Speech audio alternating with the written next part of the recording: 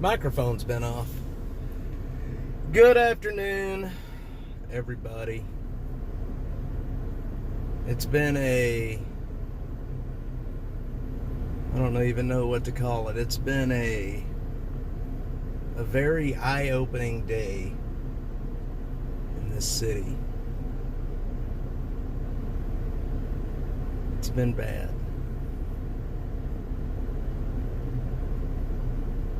It has not been good. I'll wait for some folks to join. I don't know if anybody's already joining over on the X side or not, but I don't even know if I can see the chat. I think I can see the chat from X. I think I can anyway. I think I can. YouTube may not have sent out notifications since it's my second stream. I guess they did. RV, what's up? Heck yeah. Alright. So I guess they did send out some notifications. Well, man, I got a story to tell y'all. And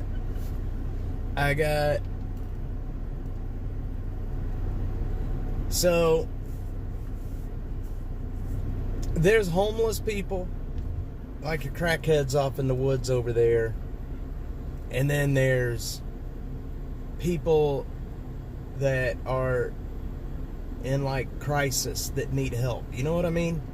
Like I look at it kind of like there's two different kinds of homeless people, right? There's like not your traditional homeless person, and then somebody that is legitimately in crisis or that's having some issues that they need help like now, not 2 weeks from now or even tomorrow.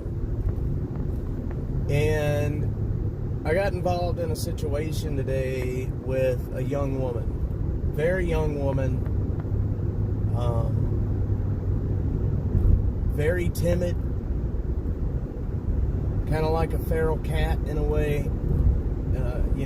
You get too close to her, she winces, that kind of, you know what I mean? Been on the street, I guess, for a few days. Doesn't appear to be on drugs, but appears to be more of like maybe an abuse survivor. And she needed help. She's got some issues medically. She's got, it's just a bad situation. This young tiny girl on the street is like putting it's like putting a rabbit in a pen with wolves. Like, you're asking for trouble. And I have been working for hours to try to find some way to help this girl. And I last year I could make one phone call and get people help. But that has stopped. It's like everybody I call points at somebody else. Nope, they're the ones to help. You need to call them. Okay, well, I call them. And then they tell me that I need to call these people. And these people tell me I need to call these people. And so on and so forth. And the next thing you know, you're like 8 phone calls and 8 different contacts into it. And then, you're no closer to accomplishing anything than you were the first time. So, but finally, my friend Drew McAngus, he's a Precinct 3 Travis County Constable. Finally got a hold of him. He's not even here in Texas right now. He's out of state at the moment. And even though he's out of state on vacation, he drops everything he's doing and goes into action, and we get a plan together. And we get a place for her to go where she can get medical help. She can be. System is so broken.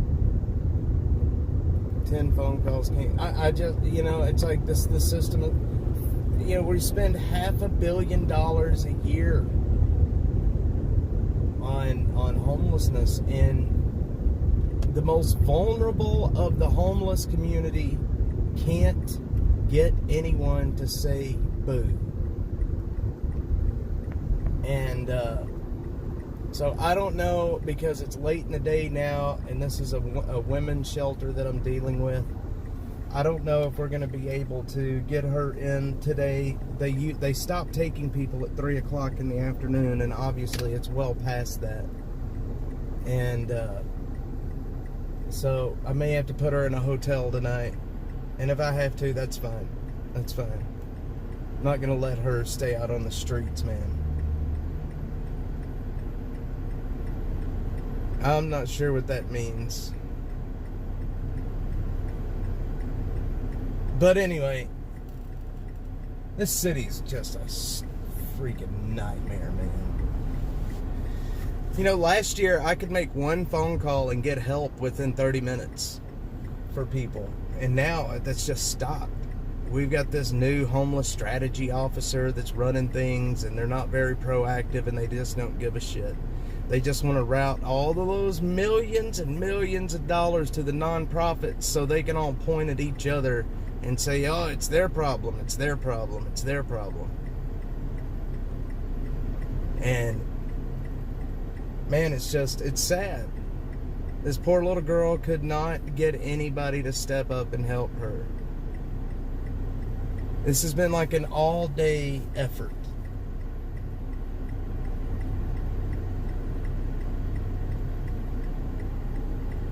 So stupid. This poor girl. It's like, it's sad, man, when you walk up and you try to say hi, you try to be nice, and then they flinch because you're a male or because of whatever reason, I don't know. But that's so hard to see. It's like walking up to a dog and they bow down to you because they're scared because their owners beat the shit out of them for their whole life.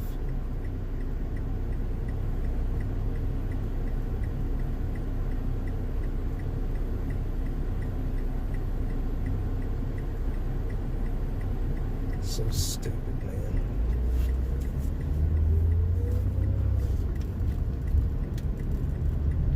This job takes a toll, my friends. This job takes a toll.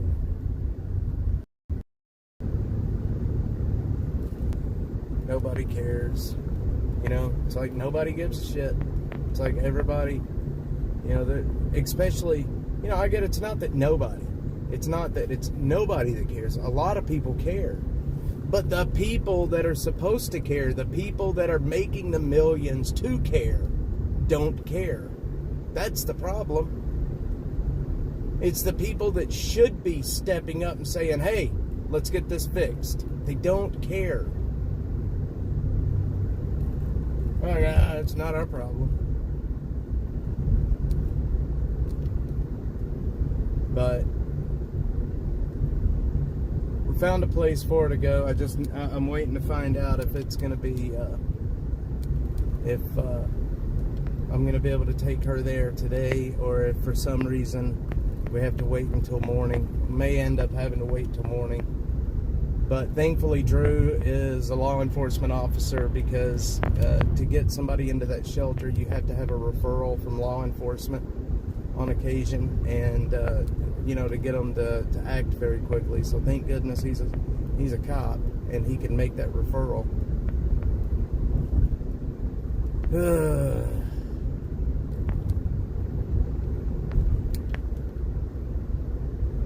These nonprofits, man, just lining their pockets, millions of dollars, and they're doing nothing. They're looking at these young, vulnerable people and saying, what do you want me to do about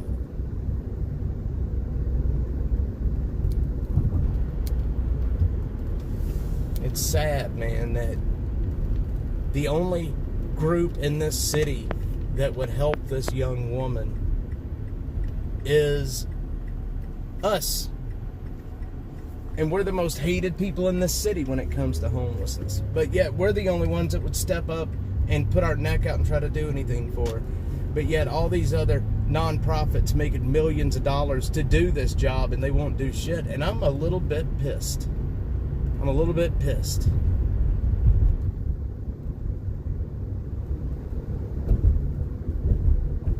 Just a little pissed. Man, we have went through churches and shelters, Texas Cutie, holy cow. I bet I've talked to I bet I've talked to 16, 17 different people, and it finally came down to law enforcement getting involved and getting a referral from them, you know? Nobody wanted to help today. Everybody was just like, what do you want me to do about it? But yet we're the ones that's hated in this city. And I mean, you know, we're the ones that's the outcast. I'm a radical because, you know, I'm on InfoWars. I'm a radical because I'm on InfoWars. Ain't that something? Can't have anything to do with you, InfoWars boy. Stupid people.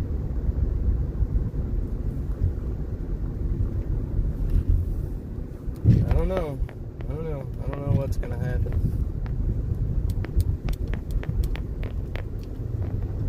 God damn it. Did I lose my connection? Did I lose y'all?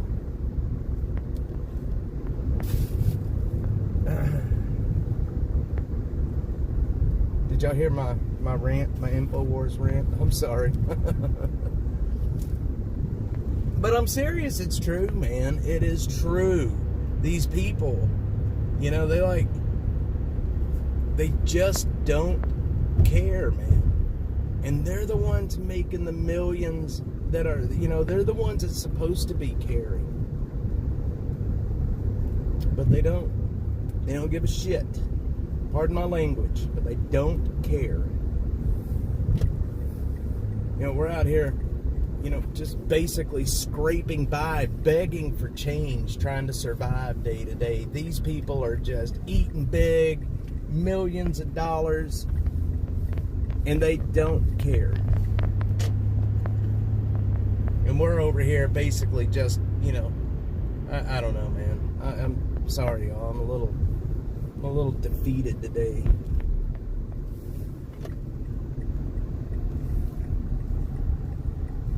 A little defeated today. You know, and it's good people in this city. There's, you know, citizens that's in that neighborhood that she ended up with. They came together. You know, they got her, one of the ladies over there, took her to the community center, got her cleaned up, you know, got her some clean clothes on, and the citizens in that neighborhood had no, you know, they didn't have to do anything that they've been doing today. Nobody had to do anything that they've been doing today. But the citizens come together. They're really awesome people out there in Northwest Austin. They care about people, and they're not just going to let this poor girl just, you know, go to the wolves. And, you know, I don't know where she would be tonight if it hadn't been for people actually caring.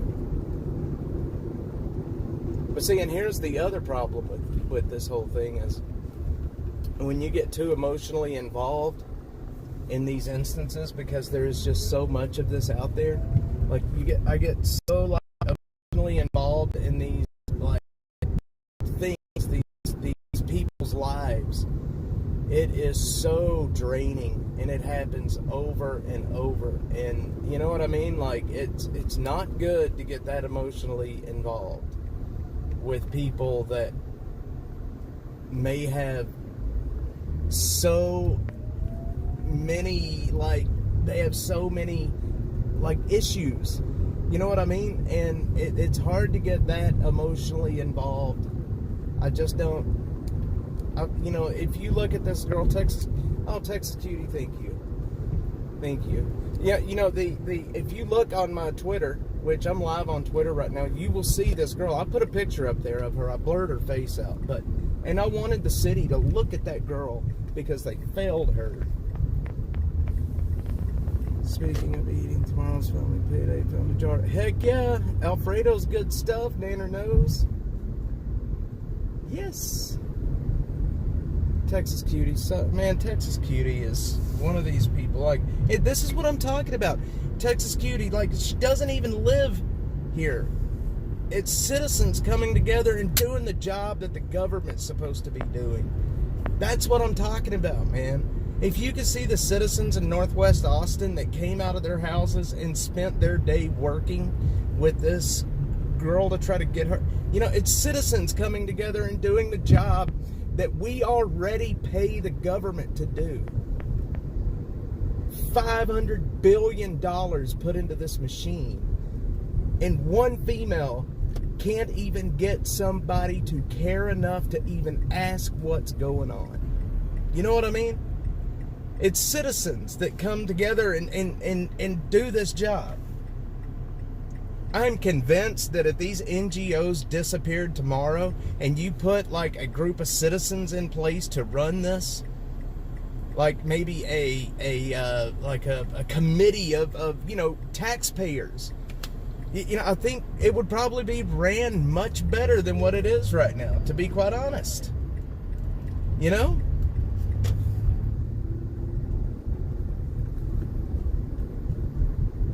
There you go, Simon. But it's true. Like, I think, honestly, and maybe that's the way the government was supposed to be set up in the beginning, like, with the city council and then with your elected representatives and such. I mean, maybe that's like the way it was supposed to be handled in the beginning, but then somehow it's turned into this stupidness that we're doing right now. It's like, wait a minute, what? Oh, boy. Simone. I'm just bitching. I haven't even got to release any of the video from that camp that I got earlier today. Wait till y'all see what's in that camp. Holy moly, wait till y'all see what's in that camp. Is the stream stable right now? I can't tell if the stream is stable. I think it probably is.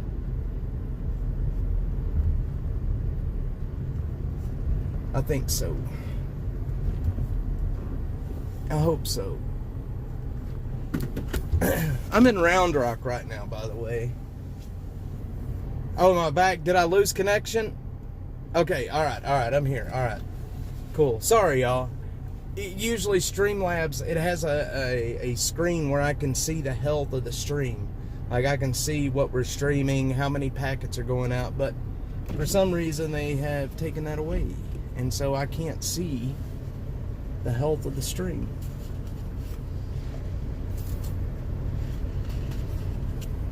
I think we need to fire the government, my friends. From top to bottom. We need to fire the government. And we need to put citizens back in charge. And they say that it's like federal, like national politics, like president and so on. It's upstream from, local politics. If you want to change things in this country, you got to start changing things locally. School board, city council, mayor, and then up to the state level. If you really want to make a change in this country, you've got to start at the local level and then, work your way up. You got to make changes locally.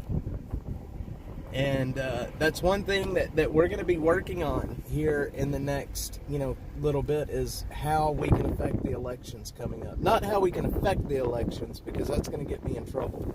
I shouldn't say that. I don't want to affect the election, but how we can motivate people to get out and vote. RV, there you go, man. Butterfly, good. Hey, man, it's good to see you, young lady. I hope you're doing well. I'm just ranting, I'm sorry. RV, there you go, man. Going out and joining the city council. I can't tell you how many people have asked me to run in Austin, but I have no, I don't know. Nanner knows, then go run.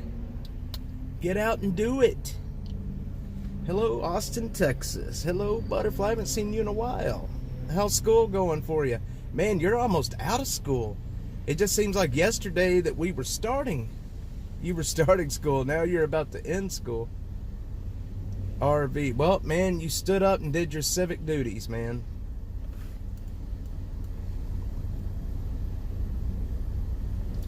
It is a thankless job. And I don't know, maybe I could win here in Austin. I don't know. I mean, it would be in Mackenzie Kelly's district. Maybe I could win, maybe, but I mean, I don't have any intentions of running. I think we can have a bigger impact outside of getting involved in politics. I don't even tell most people in my hood I'm conservative. They're filed nanner nose. I'm telling you. Just do it, RV.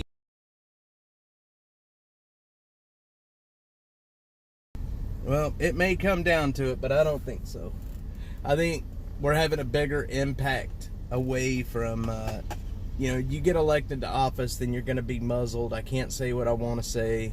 I think we're having a bigger impact in what we're doing without having that muzzle on us.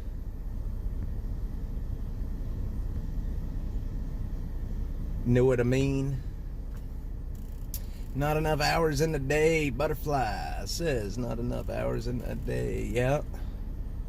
So I don't know. It's been one of those days. I'm ready for this day to be over. I am so ready for this day to be over. Yes, butterfly Joe, my son Joe, he messaged me about an hour and a half ago, 2 hours ago, that he just finished his test today. So he's one of these kids that actually enjoys doing the tests for some reason. Traded TV for community outreach. See, there you go. There you go. Well, we're getting big enough now to where we're invited onto bigger shows, TV shows, things like that, and it's our reach is growing, but at the same time, like, there's a lot of setbacks. Like, a lot of people think that, like, growing your channel and making it bigger and becoming more popular is a good thing. I don't necessarily think it's a good thing, because the bigger we get, oh my God, the more crazy people it brings out of the woodwork. And they end up messaging you, and I mean, it's just crazy. Willie Nelson, 92. Willie Nelson. Happy birthday, Willie Nelson. God, 92 years old. I can't even imagine being 92 years old. How has that man made it to 92 and all the dope he's done? 92 years old. And he's still playing, if I'm not mistaken. Isn't he still playing music live? Isn't he still doing concerts? 92 years old. Maybe he knows something we don't. He smokes enough weed. You know what I mean? Maybe he knows something that we don't know. I'm telling you, Jeffrey. I'm telling you. He may have found the fountain of youth. Smoke a doobie. A doobie a day keeps the doctor away. Unless you're in Texas, they're about to ban all THC products. Here in Texas, all THC products. That is, I'm telling you, Texas cutie, maybe, I've never enjoyed weed, but if it'll help make me feel young again, I will become a pothead tomorrow. I don't know, man. What do y'all think about that anyway? About, our Speaker of the House or Lieutenant Governor, whatever he is, like he just, issued his 5 biggest legislative priorities, and one of them is to ban all THC products in the state of Texas. What do y'all think about that? I don't smoke marijuana. I have never smoked marijuana. I tried it when I was a kid, and I couldn't stand how it made me feel. So I'm just going to put that out there. No, Jeffrey. This is Germania Insurance Amphitheater on July 4th. Heck yeah. But I'm interested in what people think about that. Like, what do you think about them banning everything, all THC products? I'm assuming that would even be hemp if it has any percentage of THC in it.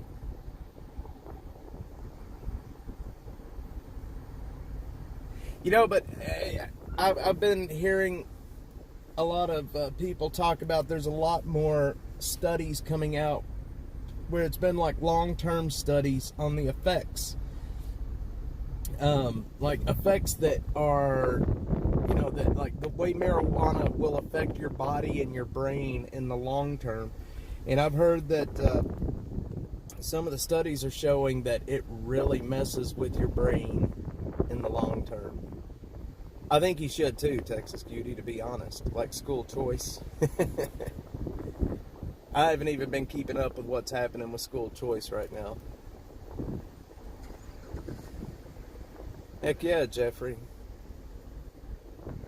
My buddy lives up in Ennis, Texas. He just had cancer last year, and he's still he had stomach cancer, and he still doesn't have an appetite. And I told him, I was talking to him yesterday, told him to go buy him some weed. Get him some weed. Germania Insurance Amphitheater on July 4th. Willie's 4th of July concert. Heck yeah. I'd love to go see Willie. Sadie Sometimes is back for the afternoon rant.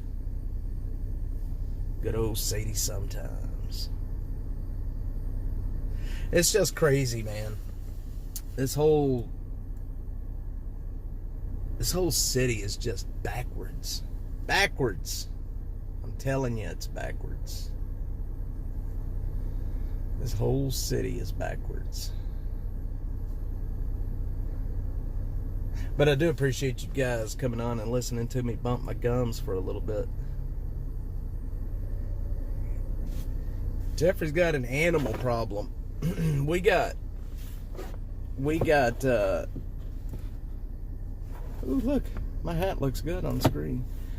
We have a cat problem, a wild cat problem at our place. We had a lot of cats outside.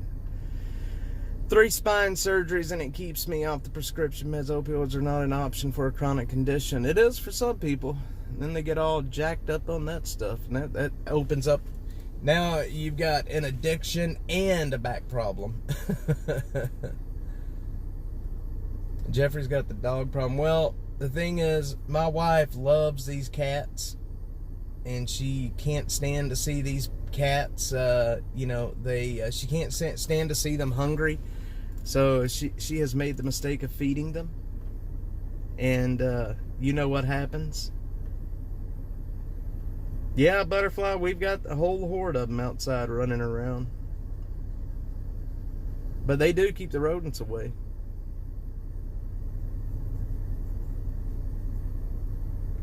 They do. Man, my wife is cooking up a big old pot of spaghetti and meatballs tonight. Fletchy, what's up, brother? The new pets. I tell you what, I'd be happy if you'd come pick some of them up. I'd be more than happy if you'd come pick some of them up, man. We don't need them. Those cats drive me nuts. You know, you go outside and it's like you can feel something stalking you from the dark, and you look over and there's eyes looking at you. It's got the TNR, then to control population. Heck yeah. Spay them, keep them, have the cat spayed. Man, they won't even let you touch them. Half of them are half wild. The other ones are just, I think, hate humans, to be honest. Half of them are half wild. You get anywhere near them and they split. But they do keep the rodents away, and we live way out in the middle of nowhere, and we have, there's a lot of farming around us, a lot of fields, and y'all know what comes with that. Field rats. Anybody that's ever seen a field rat, they're about the size of a cat. Sadie Sometimes. Texas Cutie, I think you live probably out in the country. You live, your area of Texas, I'm sure you've seen a field rat or two. Man, they get big. But we also get a lot of possums and raccoons and things up around our area. Trap, neuter, and release.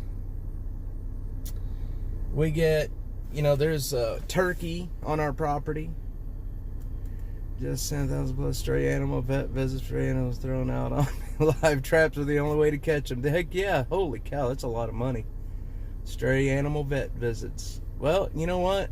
At least you're doing the right thing, keeping them from overpopulating. You know what Bob Barker says? Please spay and neuter your pets. You got to do what Bob Barker says. Yeah, we have the coyotes come through, so we have, I can always tell when the hogs and the deer have been through in the early morning. They'll kind of root, the hogs will, on their way through. And usually after the hogs come through and have rooted, the turkeys come around and start eating the bugs that was underground. They kind of follow behind the hogs. And then the deer will come through. If you have any kind of live plants, if you have any kind of landscaping at all, the deer will come through and eat it all in one night. But then, of course, we get the possums and the raccoons, and we get the armadillos, and yeah, the hogs are bad. It's a bad problem out where I live. The farmers out there will actually pay you to exterminate those hogs. Because I mean, they can completely ruin a crop for them. You would be so surprised at how much land a pack of those hogs could destroy. Yeah, I got sprayed by a skunk, RV, not long ago out at my place. I saw a field rat stand on its back legs and drink out of a 5-gallon bucket once. Holy cow. Yeah, they're big. Those field rats are huge. Very bad and gross back. Yes, they are. Yep, they can hurt you. But, you know, usually when the hogs come through our property, it's in the middle of the night, and we don't even know they're there until the next morning. And we see where they've come through and tore everything up. But we have a lot of wildlife in our area. I haven't actually seen, I hear the coyotes all the time, but I have never seen one. We have, supposedly, out where we're at, there's mountain lions. A lot of people always talk about they caught them on their Ring cameras and such. I've never seen one, but I'm sure they're probably talking more like a bobcat or something. I can't see a mountain lion being all the way up in our area. Ben Nutra, they get hit. Man, I know these rats coming out of these fields are massive. Well, guys, I appreciate everyone coming on, listening to me bitch for a little bit. I know everybody over on the Twitter side is probably sick of hearing me bitch about it at this point. But, I mean, it's just, you know, it's like a slap to the face. When you, like, you know, I work in the homeless community every day. But when you actually look and see, and you get a direct experience with what it's like inside that system, it is disheartening, to say the least. I can't imagine if a family, let's say one of you guys or my family, were like, all of a sudden something happened and we ended up homeless, and you tried to call and start getting help and there is no help there. Can you imagine, like, how distressing that is? I mean, I can't imagine how distressing it would be for somebody to legitimately end up homeless for whatever reason, and then you start calling and trying to find help, and then there is no help. It's just, there's nothing. Or you get put on a waiting list and then you have to, you know, fend for yourself. And I'm sorry, but this young woman, she's young, she's small, she's pretty, and her on the street is like putting a field rat with a pack of wolves, man. They would, you know, sexual assault, I shouldn't say that because, but sexual assault in the homeless community with females is a huge problem in Austin. Every girl that I talk to that's on the street tells me what a huge problem it is, and that they find a male to attach themselves to just so they're not assaulted. But then, like what happened over the weekend, that 20-year-old girl up on Runberg Lane was in a homeless camp. She was standing right next to her tent. And somebody comes through and kills her, shoots her.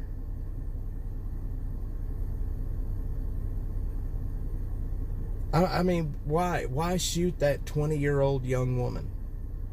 And then the other people in that camp pick her dead body up, drag it out to the sidewalk, and leave it there.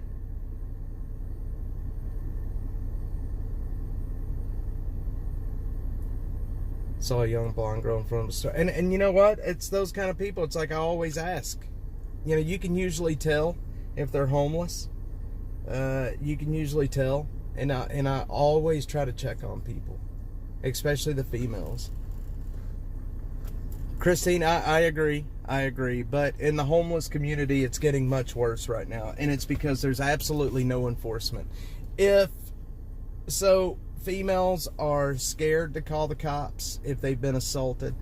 For one, they think that they're going to get in trouble. They think they're going to get in trouble for being in a homeless camp. They know there's drugs around. They think they're going to get in trouble about that. So what do? They zip their lips and they go about their day and they suppress the memories. They suppress the assault, and there's nothing ever done about it. What was the reason behind used to go help the farmers for Hog Week and and you know what? You get a baby. Text Sadie sometimes, get a baby and then cook them. That's some good meat right there.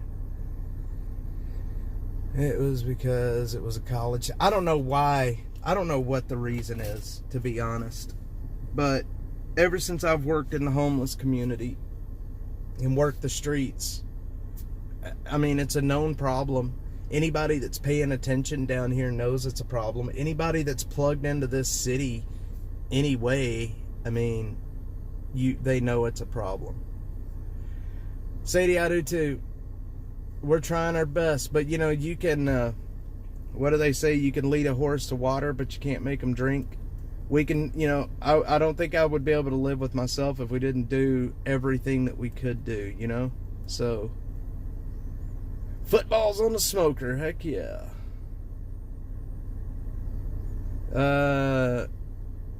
Butterfly, I don't know. Nobody really knows. The cops haven't really said. I was in that camp about a week, maybe 2 weeks before the murder happened. And it's not a very nice camp. It was a drug camp. I would imagine it probably had something to do with drugs. I would imagine. It was definitely a drug camp. Needles everywhere, needle caps. So I would imagine it probably had something to do with dope. Just my... that is not an official statement.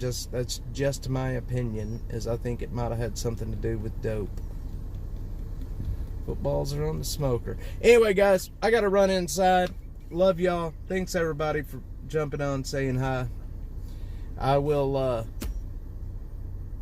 let you guys know what's happening with this lady. I can only believe the city is purposely not helping. Seems similar. They are. It has to be. They don't care. That's just it. They do not care. And we pay. You know, we give them $500 billion, and they don't care. All right, guys. If y'all are on my X, say hi over there. I'll let you guys know what's going on with this lady. Hopefully by tomorrow we'll have a solid plan worked out.